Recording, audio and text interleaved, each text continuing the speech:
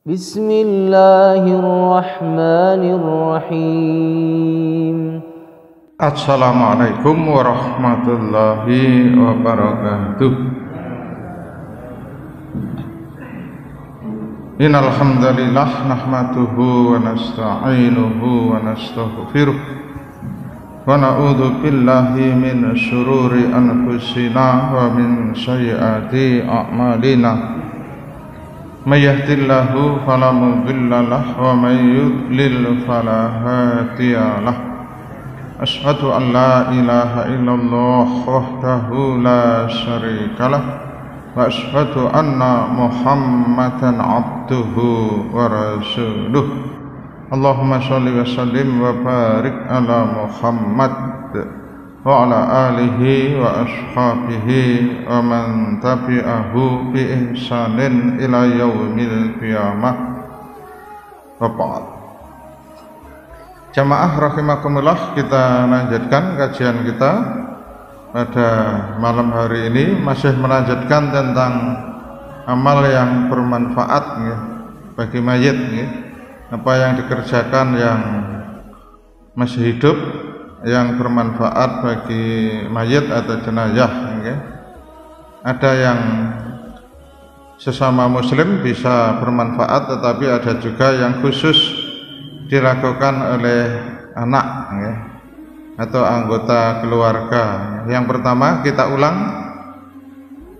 poin-poinnya saja, dalilnya tidak perlu saya sebutkan. Yang pertama, doa sesama muslim, kemudian membayarkan hutang. Nah, kalau doa sesama muslim, siapapun mendoakan maka insya Allah akan bermanfaat. Kemudian membayarkan hutang ya. Tetapi ketika keluarganya mampu atau dia meninggalkan waris, nah maka tentu yang utama adalah diambilkan dari harta waris ya, karena ayatnya sangat jelas di dalam surat An-Nisa ya, ayat 11 ya. Nah, di sana disebutkan au bidainin ya. Nah, di sini mim ba'di wasiyatin yusi biha au dainin, jadi sebelum harta waris dibagikan, nah maka ketika yang wafat mempunyai hutang maka hutangnya dibayarkan terlebih dulu ya. Pembagian warisan tersebut nah, sesudah dipenuhi wasiat yang ia buat atau sesudah dibayar hutangnya ya. Dalam surat An-Nisa ya, ayat 11 ya. Nah, hutang ketika memang tidak mempunyai warisan atau keluarganya, anaknya tidak punya untuk membayar juga, nah maka baru boleh dibayarkan oleh orang lain ya. Kemarin hadisnya juga sudah kita sebutkan ya. Nah, kemudian berikut yang bermanfaat. Bentar, ada yang kelewatkan ya. Melunasi hutang sudah, membayarkan nazar ya. Di ketika seorang mayit mempunyai nazar yang belum sempat dia tunaikan, nah, maka ahli warisnya terutama wajib membayarkan nadarnya. Apapun nadar itu, selama nadar itu mubah ya, kalau nadarnya sesuatu yang dilarang ya tidak perlu dibayarkan. Melunasi hutang tadi sudah. Kemudian yang kelima, pada dasarnya apa yang dilakukan oleh anak yang saleh, nah itu sebetulnya otomatis juga menjadi pahala ya, bagi orang tuanya ya. Bagaimana riwayat Imam Abu Dawud dan juga Ibnu Majah ya, juga riwayat Imam Ahmad, juga Imam Tirmidzi, sesungguhnya sebaik-baiknya apa yang dimakan seseorang adalah hasil dari usahanya ya. Wa inna waladahu, dan sesungguhnya anak itu adalah min kasbihi, hasil dari usahanya ya. Kemudian sedekah, nah kemarin juga sudah kita bahas ya, hadis-hadisnya ya, tentang sedekah yang dilakukan oleh anak. Okay. Ada beberapa dalil kemarin. Terakhir kemarin masalah sedekah. Okay. Lanjut berikutnya. Nah, untuk sedekah, nah di sini, okay. Untuk sedekah, okay, berdasarkan hadis-hadis di atas, apa yang telah kita sampaikan kemarin, nah, itu khusus yang dilakukan oleh anak, okay, atau ahli waris, karena berdasarkan nas-nas, okay, hadis-hadis dari Rasulullah, nah, semuanya adalah sedekah itu yang dilakukan oleh anak. Nah, kita baca hadis-hadisnya. Inna umi uktutilat nafsuha, ibuku wafat mendadak. Wa adunnuha, dan aku mengira jikalau dia bisa berbicara tasaddaqat, nah, dia akan bersedekah. Fahallaha ajrun, maka apakah baginya pahala in tasaddaqtu anha, jika aku bersedekah untuk ibuku. Qala, maka Nabi menjawab na'am, iya. Nah itu yang pertama, hadis bersumber dari Aisyah radhiyallahu anha. Kemudian yang kedua dari Ibnu Abbas, ada seseorang yang bertanya kepada Rasulullah, yaitu ibu dari Sa'ad bin Ubadah meninggal, sedangkan Sa'ad bin Ubadah tidak berada di sisinya ketika ibunya wafat. Maka dia bertanya kepada Rasulullah, wahai Rasulullah, inna ummi tuwufiyat, wahai Rasulullah, ibuku wafat, wa ana ghaibun anha, waktu itu ketika ibuku wafat aku ghaib, aku tidak ada di sisinya. Afayan fa'uha syai'un in tasaddaqtu bihi anha, maka apakah bermanfaat untuk ibuku in tasaddaqtu bihi anha, jika aku bersedekah untuk ibuku. Qala na'am, maka Rasulullah bersabda menjawab ya, na'am.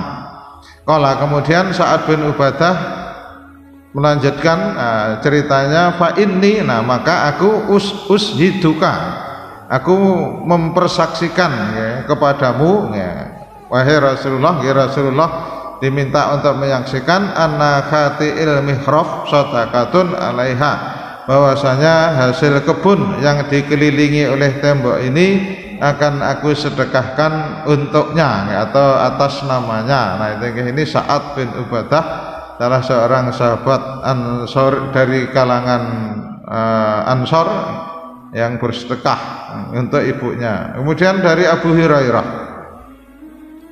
inna abi mata, nah, ini bapak, sesungguhnya bapakku wafat, wataroka malan, beliau meninggalkan harta, walam yusi, dan beliau sama sekali tidak berwasiat. Fahal yukaffiru anhu an atasaddaqa anhu, maka apakah bila aku bersedekah atas namanya akan mengganti kedudukannya? Maka Rasulullah pun jawabannya sama na'am, jadi iya, boleh. Ternyata dari beberapa sahabat, kemudian dari Abdullah bin Amr bin As, hadisnya agak panjang, kita baca aja terjemahnya, bahwasanya As bin Wa'il telah berwasiat sebelum kematiannya untuk memerdekakan 100 orang budak. Di As bin Wa'il berwasiat sebelum kematiannya untuk memerdekakan 100 budak.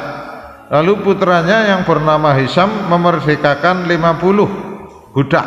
Jadi Hisam sanggup hanya memerdekakan 50 budak. Kemudian putranya yang lain yang bernama Amr ingin memerdekakan 50 budak sisanya. Lalu ia berkata, aku bertanya kepada Rasulullah, wahai Rasulullah, ayahku mewasiatkan agar memerdekakan 100 budak, Hisam sudah memerdekakan 50 budak, apakah aku mesti memerdekakan 50 sisanya? Maka Rasulullah menjawab, sesungguhnya bila ada seorang muslim lalu kalian memerdekakan budak atau bersedekah atas namanya atau menghajikan untuknya, maka akan sampailah pahala itu kepadanya. Riwayat Abu Dawud, Imam Baihaqi dan juga Imam Ahmad. Jadi ini menegaskan bahwasanya seorang anak bersedekah akan bermanfaat untuk kedua orang tuanya. Nah cerita ini tadi semuanya adalah anak, anak yang ingin bersedekah untuk kedua orang tuanya, apakah ibu atau bapak, tidak ada dari orang lain.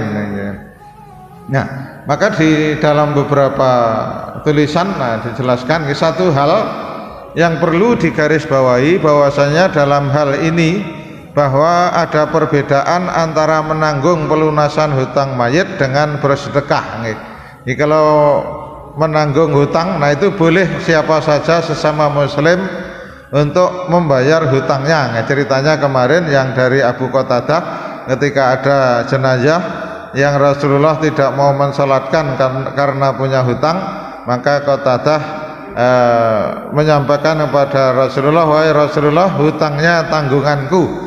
Nah, baru setelah itu Rasulullah mau mensalatkan jenazah. Nah, berbeda dengan sedekah. Jadi hutang berbeda dengan sedekah untuk mayit. Melunasi hutang mayit lebih punya makna khusus, dan bisa dilakukan oleh siapapun, siapa saja berdasarkan banyak dalil. Berbeda dengan sedekah untuk mayit yang berfaedah, yang dilakukan oleh anak-anaknya. Jadi kalau sedekah itu yang bermanfaat hanya yang dilakukan oleh anak-anaknya. Hal demikian dikarenakan anak adalah bagian dari jerih payah orang tuanya. Nah, di situ seperti yang ditengahkan dalam nas, hadis-hadis di atas. Jadi yang maksud nas adalah dalil, baik dari Quran ataupun hadis. Jadi mengkiaskan perbuatan yang lain dinisbahkan kepada mayit tidaklah tepat. Ini adalah kias ma'al farik, kias dengan yang tidak sepadan. Jadi tidak boleh dikiaskan melunasi hutang dengan sedekah, karena memang beda. Karena kalau hutang memang akan diminta tanggung jawabannya ketika di dunia tidak bisa membayar, nah maka nanti di akhirat tetap akan ditagih. Sedangkan sedekah adalah yang sifatnya sunnah, yang tidak akan diminta tanggung jawabnya, maka yang sedekah yang bermanfaat hanya yang dilakukan oleh anak-anaknya, karena anak adalah bagian dari jerih payah orang tua.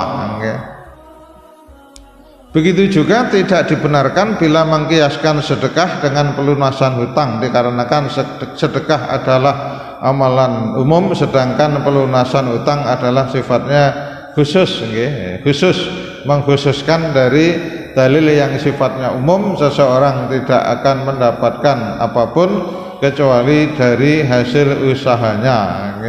Nah, ini pembahasannya tentang fikihnya begitu. Prinsipnya kalau hutang itu boleh dibayarkan oleh siapapun sesama muslim yang mau bersedekah atas mayit yang punya hutang karena tidak punya warisan, atau juga ahli warisnya juga tidak punya uang untuk membayar hutang dari orang tuanya yang meninggal. Nah, maka siapapun boleh membayarkan hutangnya.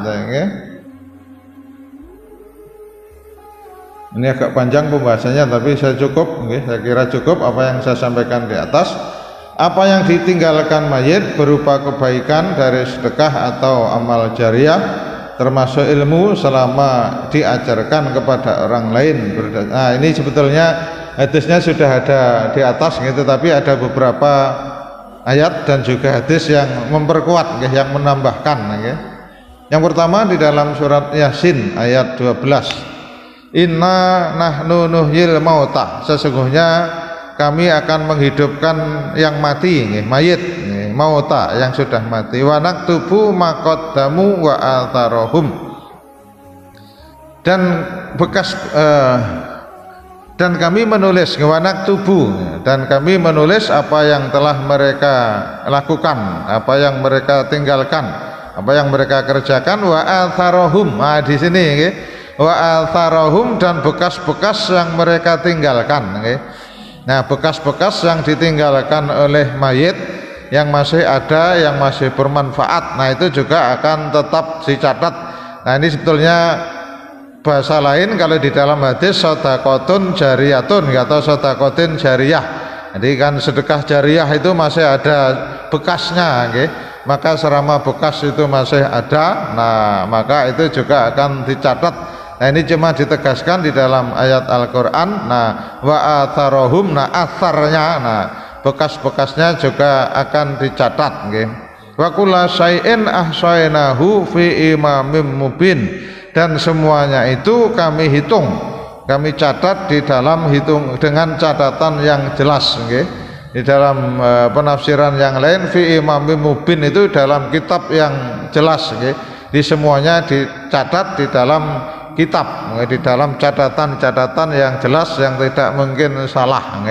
Di apapun yang dikerjakan manusia, nah semuanya ahsainahu, kami hitung, kami catat dalam catatan-catatan yang jelas, nah yang tidak mungkin keliru, yang tidak mungkin salah. Kemudian hadis berikutnya ini yang sudah sangat populer, yang sudah beberapa kali saya ulang. Jika seorang mati terputuslah amalnya. Kemudian ada redaksi yang lain yang redaksinya berbeda tetapi isinya sama. Dari Abu Hurairah, Qala Rasulullah sallallahu alaihi wasallam. Ini masih berbeda, ini tentang doa anak soleh. Innallaha azza wa jalla la yarfa'u darajah lil abdis sholih. Sesungguhnya Allah azza wa jalla akan mengangkat derajat seorang hamba yang sholih fi jannah, di surga. Fayaqulu, kemudian hamba yang soleh tadi bertanya, ya Rabbi, ya Allah, annali hadhihi, ya Allah ini semua dari mana? Dia merasa derajatnya tinggi, pahalanya sangat banyak, nikmat yang diterima di surga sangat banyak, yang ia merasa dulu amalannya tidak sebanyak itu. Maka Allah pun menjawab, fayaqulu, maka Allah menjawab, bistighfari walatika laka, ini semua adalah dikarenakan istighfarnya anakmu untukmu. Jadi istighfar seorang anak, nah itu sangat-sangat bermanfaat bagi orang tua yang sudah wafat ataupun ketika masih hidup. Maka kita dianjurkan untuk senantiasa memohon istighfar untuk kedua orang tua kita, baik ketika orang tua kita masih hidup ataupun ketika wafat. Terutama kalau sudah wafat, karena kalau sudah wafat orang tua kita sudah tidak dapat pahala, nah kecuali dari doa anak orang soleh atau dari amalan anak soleh atau dari sedekah jariahnya atau ilmunya yang bermanfaat. Nah maka ketika kita beristighfar untuk kedua orang tua kita, nah di dalam hadis ini itu nanti akan menambah pahala atau kedudukan seorang muslim, orang tua kita di hari kiamat nanti. Kalau dalam bahasa hadisnya layar fa'ud darajah, Allah mengangkat, meninggikan derajatnya seorang hamba yang salih. Nah, ketika hamba yang saleh tadi bertanya, ya Allah ini semua dari mana? Nah, maka Allah menjawab, karena istighfarnya anakmu untukmu. Nah itu jadi luar biasa. Istighfar terutama seorang anak.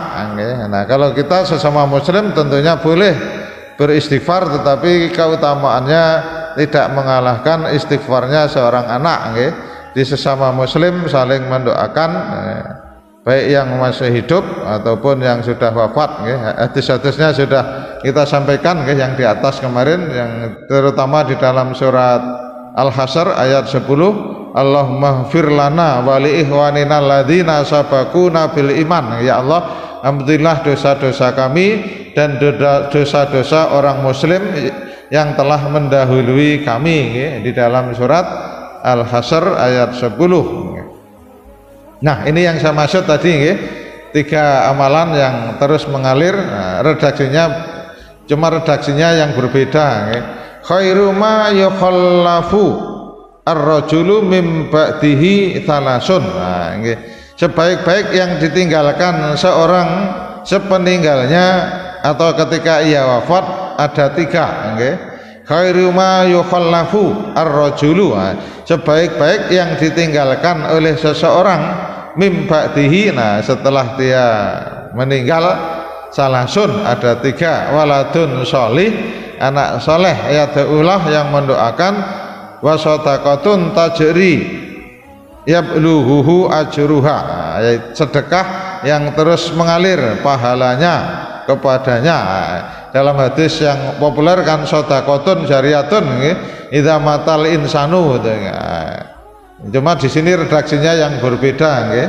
Wa ilmun yu'malu bihi mim ba'dih, dan ilmu yang diamalkan setelah dia wafat. Dia pernah mengajarkan suatu ilmu, kemudian terus dikerjakan ilmunya oleh orang-orang yang pernah diajari, atau orang yang kita ajari kemudian mengajarkan lagi kepada orang lain. Nah, maka yang demikian manfaatnya akan terus mengalir. Nah, maka mengajarkan ilmu apa saja yang bermanfaat, apakah ilmu tentang agama ataupun ilmu keduniaan yang memang bermanfaat, cara bertani yang baik yang menghasilkan lebih banyak, nah kita ajarkan. Nah, maka ilmu itu akan bermanfaat. Nah, maka kita meskipun sudah meninggal, nah maka juga akan terus mendapatkan manfaat. Nah, ya. Kemudian hadis yang lain masih hampir sama, ya, cuma ada tambahan, ya, ada tambahan. Ya. Kita baca saja terjemahnya. Hadis riwayat Imam Ibnu Majah. Ya. Sesungguhnya dari hal yang sampai kepada seorang mukmin sepeninggalnya dari amalan dan kebaikannya adalah yang pertama ilmu yang diajarkan, sama yang diajarkan dan disebarkan. Jadi dia mengajarkan kepada seseorang, nah seseorang tadi juga mengajarkan kepada orang lain, berarti disebarkan. Anak soleh yang ditinggalkan, nah sama dengan hadis sebelumnya, anak soleh yang mendoakan, yang ditinggalkan mendoakan. Al-Quran yang diwariskan, maksudnya mushaf, mushafan, kalau bahasanya mushaf, kita memberi mushaf kemudian kita letakkan di masjid. Nah, selama mushaf itu dibaca, dimanfaatkan, nah maka kita juga mendapatkan pahala dari mushaf Al-Quran yang kita tinggalkan, yang dibaca oleh orang muslim. Atau masjidan banahu, atau masjid yang ia bangun.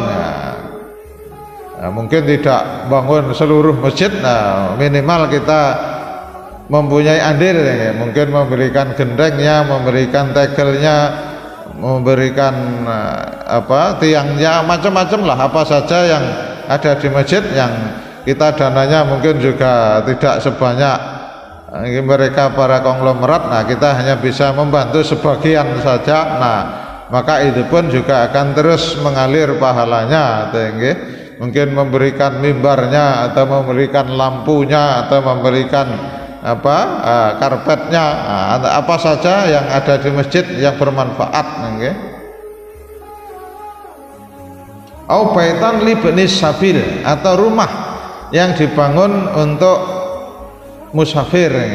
Kadang musafir ketika dalam perjalanan butuh tempat singgah menginap, kemudian kita gratiskan, nah itu juga akan bermanfaat. Tapi kalau sekarang rata-rata nginep di hotel atau di losmen, jarang yang punya rumah yang digratiskan untuk musafir. Nah, monggo kalau mempunyai tanah, nah ini juga termasuk yang bermanfaat nanti ketika kita tinggalkan. Nah, rumah yang dibangun untuk para musafir, nah, kemudian ketika ada musafir singgah di situ gratis, nah, maka itu juga akan bermanfaat.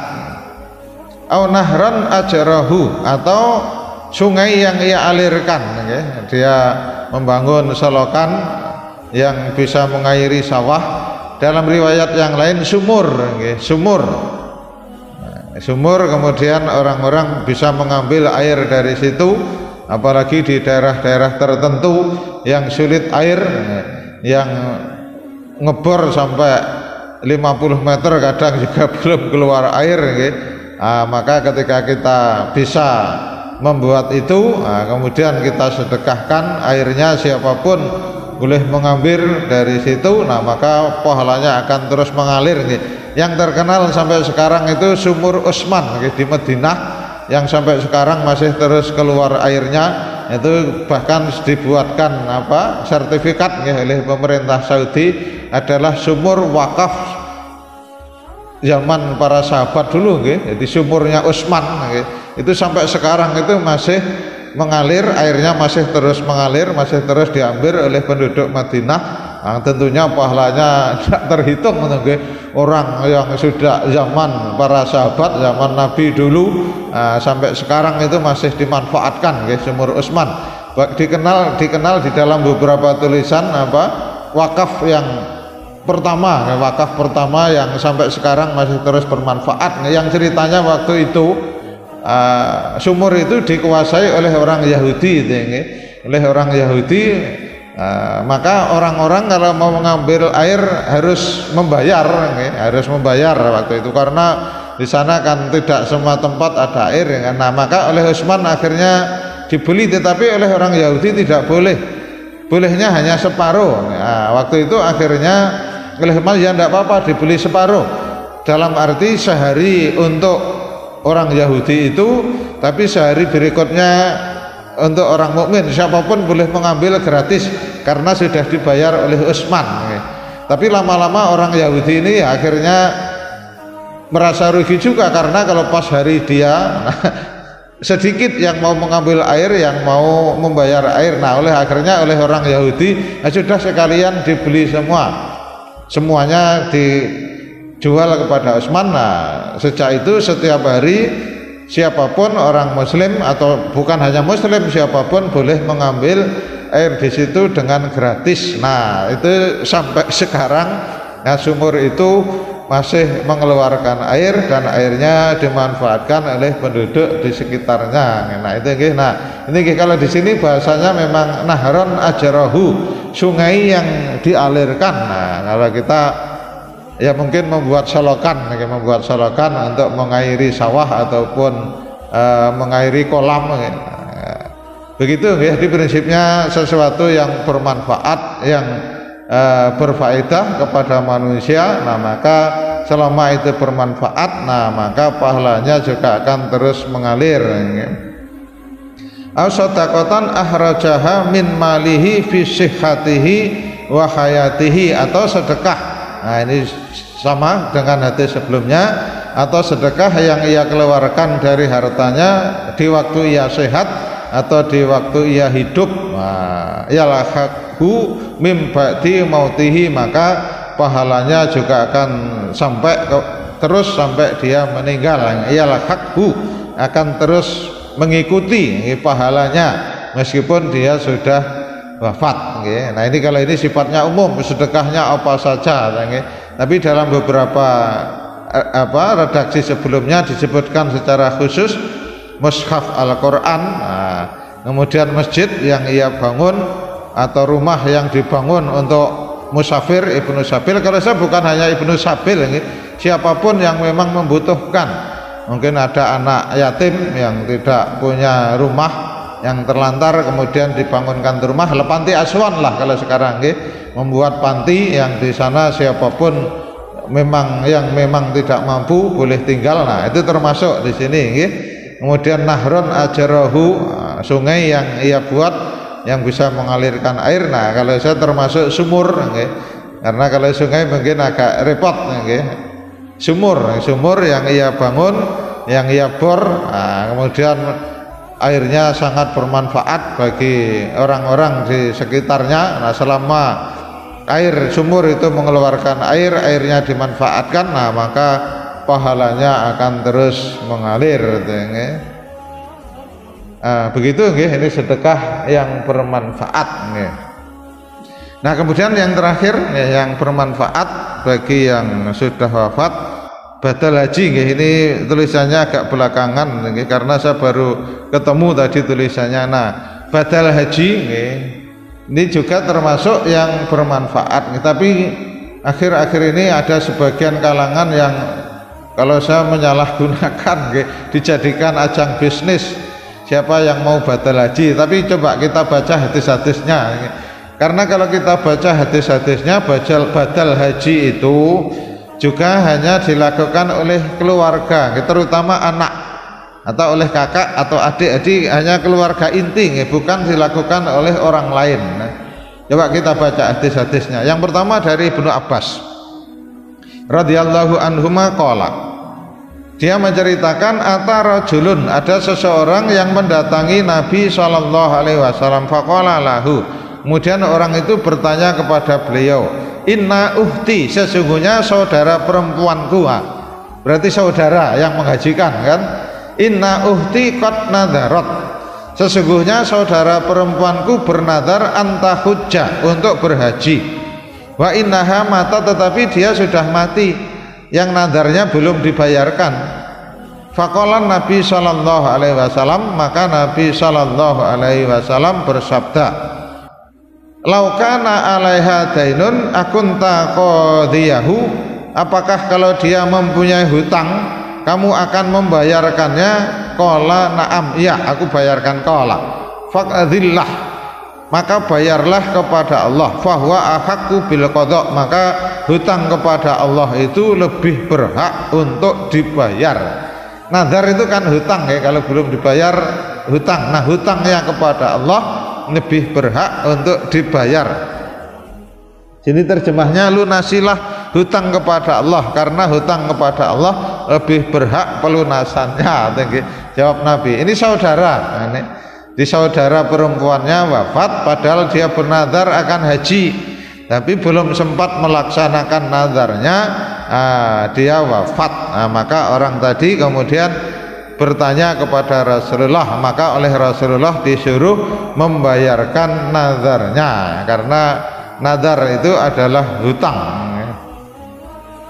Kemudian masih dari Ibnu Abbas, an akhihi al-Fadl, dari saudara laki-lakinya yaitu Fadl. Fadl ini yang terkenal sahabat yang sangat tampan. Jadi saudara laki-laki dari Ibnu Abbas, sepupu Nabi. Ibnu Abbas juga sepupu Nabi, Fadl sepupu Nabi, karena sama-sama anaknya Abbas bin Abdul Muthalib. Abbas saudara dari Abdullah bapaknya Nabi. Jadi Ibnu Abbas yang dikenal dengan Abdullah, nama aslinya Abdullah bin Abbas, tapi dikenal dengan Ibnu Abbas. Jadi meskipun anaknya banyak, yang mendapat julukan Ibnu Abbas adalah Abdullah, termasuk Fadl ini. Fadl ini juga Ibnu Abbas.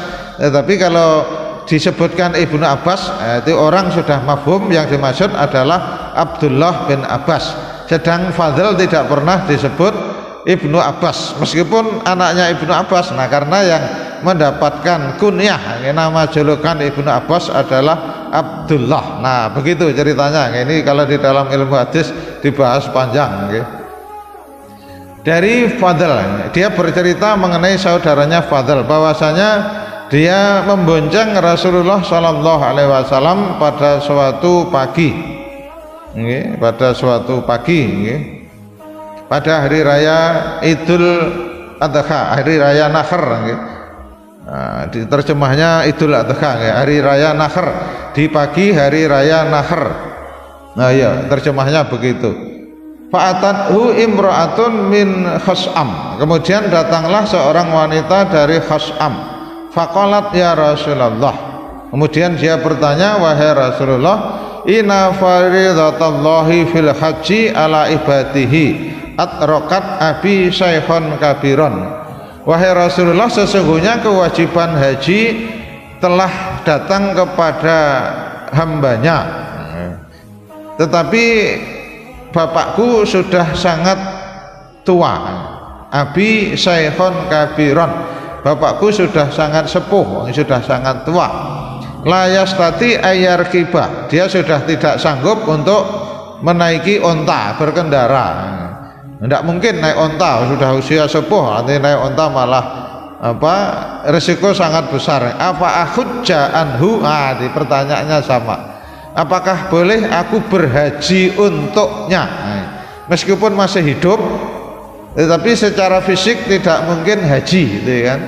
Syaikhon kabiron tadi, apakah aku boleh berhaji untuknya? Naam. Maka Nabi pun jawabnya iya, boleh. Fa innahu law kana ala abika dainun qadaitihi, sebagaimana kalau bapakmu mempunyai hutang engkau akan membayarnya. Jadi jawaban Nabi sama. Jadi kalau punya hutang ya dibayar. Jadi dia ketika sudah punya biaya untuk haji, usia sudah sangat lanjut yang tidak mungkin untuk berhaji, nah maka putrinya ingin menghajikannya, kemudian bertanya kepada Nabi, maka jawab Nabi boleh. Jadi boleh menghajikan orang tua yang sudah sangat lanjut usianya. Ini ceritanya sama dari Fadl bin Abbas, cuma redaksinya yang berbeda. Redaksinya yang berbeda.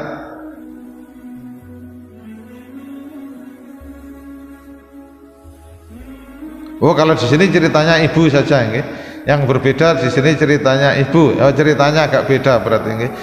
Prinsipnya sama, ibunya sudah meninggal tapi tidak sempat haji, maka berhajilah untuk ibumu. Di sini, dari Buraidah, dia datang seorang perempuan kepada Rasulullah Sallallahu Alaihi Wasallam, faqalat inna ummi matat walam tahujja, ibuku sudah wafat tapi dia belum haji, apa ahujja anha, bolehkah aku berhaji untuknya? Maka jawab Nabi sama, huji anha, naam, berhajilah untuknya. Jadi sama, boleh seorang anak menghajikan orang tuanya. Nah kalau ini saudara, hadis terakhir dari Ibnu Abbas bahwasanya Nabi Shallallahu Alaihi Wasallam sami'a rajulan, mendengar seseorang yaqulu, berkata, niat ketika haji, labbaika an subrumah. Jadi orang tadi mengatakan berniat haji biasanya kan labbaik Allahumma labbaik kan, tapi dia mengatakan labbaika an subrumah. Itu kan qala. Kemudian Nabi bertanya, man subrumah, siapa subrumah kok kamu berhaji untuk subrumah? Qala, maka orang itu berkata, akhun li au qaribun li, saudaraku atau kerabatku. Qala, kemudian Nabi bersabda, hajatta an nafsika, apakah engkau sudah haji untuk dirimu? Qala, la, belum. Qala, haji an nafsik, berhajilah untuk dirimu sendiri, summa hujja an subrumah, kemudian barulah kamu berhaji untuk subrumah. Jadi sebaiknya juga yang membatalkan haji itu orang yang sudah haji berdasarkan hadis ini kan. Jadi dia, orang ini tadi berhaji untuk subrumah, tapi ketika Rasulullah mendengar siapa subrumah, dia mengatakan saudaraku atau kerabatku. Nah maka Nabi bertanya, apakah kamu sudah haji? Belum. Maka Nabi bersabda, hajilah untuk dirimu sendiri dulu, kemudian barulah kamu berhaji untuk subrumah. Nah begitu. Jadi kalau mau membatalkan haji, nah seharusnya yang mau membatalkan sudah berhaji lebih dulu. Nah ini tentang fikih badal haji. Nah demikian untuk sementara. Monggo nanti kalau masih ada pertanyaan, nah disampaikan lewat WA melalui takmir atau langsung ke WA saya, insya Allah. Kalau ada pertanyaan dalam pertemuan berikutnya akan saya jawab. Demikian, semoga bermanfaat. Assalamualaikum warahmatullahi wabarakatuh.